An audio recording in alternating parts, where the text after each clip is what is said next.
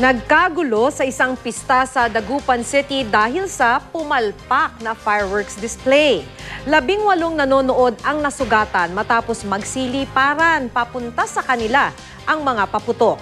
Makibalita tayo kay Mike Sabado ng GMA Dagupan.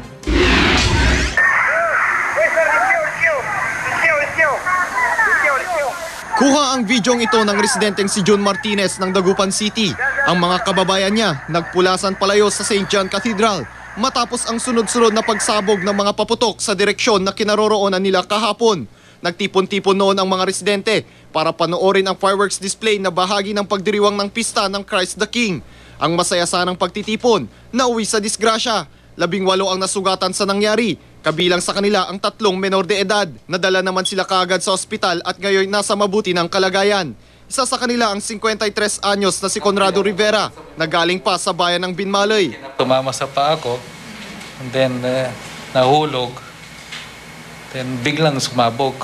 After sumabog, nahulog ako sa baba.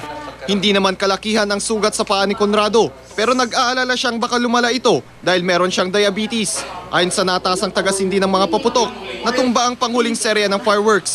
Kaya imbis na mapalipad, dumiretso ang mga ito sa mga nanonood. Hinahabol ko nga sana'y patayo, talagang wala na, alin na ako eh. Tumangging humarap sa kamera ang organizer ng pista, pero tiniyak ng Archdiocese of Lingayen Dagupan na tutulungan nila ang mga biktima.